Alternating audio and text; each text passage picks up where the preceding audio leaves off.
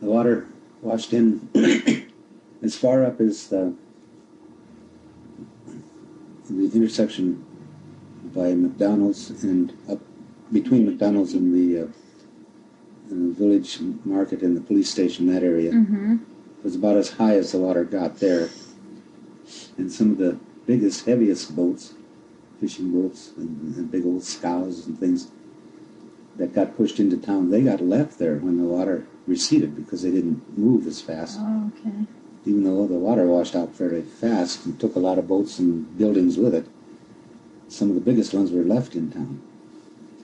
And one of them, the biggest one of all in those days here was a big old boat called the Salif. And it had got washed up to, I think it's Peking Restaurant, up where Dr. Guy's office is, about where his building is. And the thing stayed there on the side of the hill. There was the old Salif sitting up there. Oh, gosh. And it was loaded with crab. They hadn't got it unloaded. Oh, loaded with crab. So what happened with the crab? They rotted. Oh.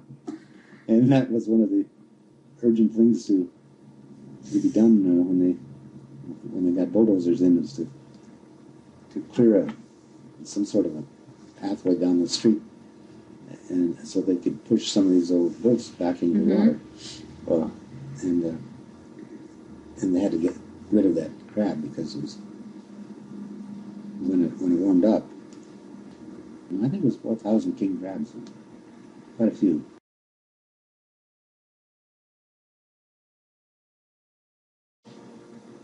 I think the downtown district was where the downtown district is now, the main mall in that area.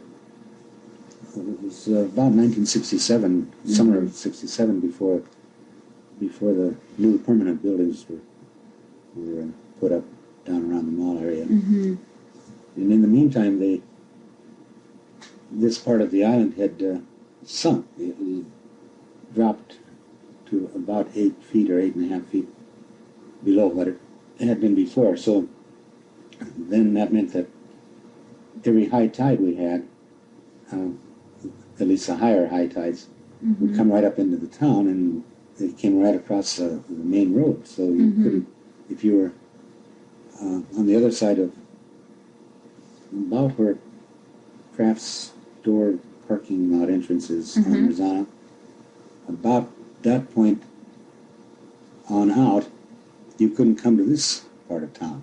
Oh, okay. And vice versa, of course. One during high tide. And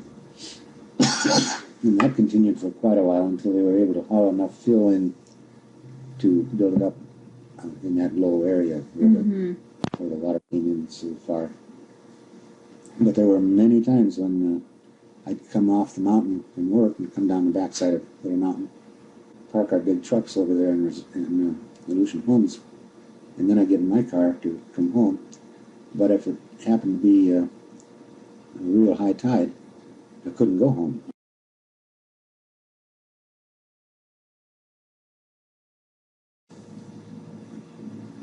There's another area that where some lives were lost in the first tsunami. When the earthquake hit, probably because this part of the island sank 8 feet or so, the water level rose very fast. Not violent, not like the tsunami later, but it rose very fast, and it came up high enough that in low-lying areas it dumped trash all over. And out at Kelson Bay, the road used to run from the bottom of that big hill, just this side of Kelson Inn. It turned back on itself and down to the beach, and followed the beach along. Very low-lying there. And then when this water rose, it put a whole bunch of driftwood on the road, so you couldn't drive across it. Kind of barricaded the road there. Yeah, and there was pieces of logs and things laying all over the stretch of road for about a medium mile or a little more, where it was right along the beach. Then there were some people that were out beyond that on the road road system, including two good friends of ours and close neighbors who were drowned there. They had been out at the Sag Shack area. Mm-hmm. They both had the day off because of Good Friday. He was a music teacher at the school and band instructor and so forth, and she worked for the city as a clerk. Mm-hmm. And they both had the day off, and they loved to go outdoors and hike and beachcomb and this and that. So they went out in the morning, and they invited my wife to go with them. And she would have gone too, but she couldn't find a babysitter to come in the morning and stay all day. Mm-hmm. And so she didn't go. And I was at work, and then, as it happened, they were still out at Pasag when the earthquake hit. And when that happened, they jumped in their Jeep and headed back to town. And they got as far back as the far side of Calson Bay, and there were some cars stopped there on a little high area on the east side of the bay. Mm-hmm. And they couldn't go across in that low-lying area. So then the men in the group decided that they would take a couple of vehicles, and they would go along and get out and move these things by hand, these logs and things, and open up a route so that they could get the cars through.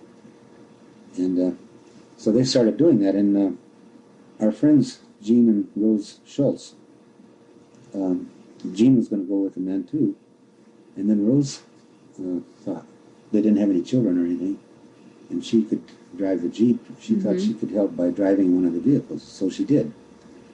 But the other women and some children stayed with their cars there to wait for the road to be opened. Then the men got down about halfway along, and there were 6 men altogether and Rose, and then that happened. It was just 33 minutes after the first earthquake, the big one, when the first tsunami hit.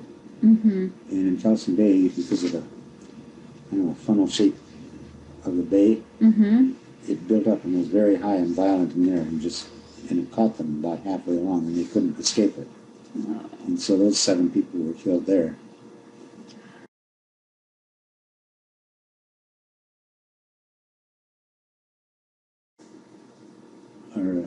My immediate family, this is 2 brothers and their families, and at that time, one of them lived in Anchorage, and the other lived stateside in Seattle, or Redmond, at that time. And then, of course, I have aunts and uncles and cousins back in the Midwest.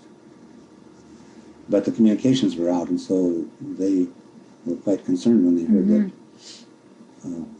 I heard about the Alaska earthquake, and especially when some of the news reports, some of the first ones, indicated that the island of Kodiak sank. Oh my gosh. Some of Gretchen's relatives in Europe and some other friends of ours in Norway heard it on European broadcasts that Kodiak Island had sunk. Oh, they didn't know what that meant, I guess they imagined that the whole damn island just went under the water. Some people were very concerned. And then, like I said, we couldn't communicate with them for some time.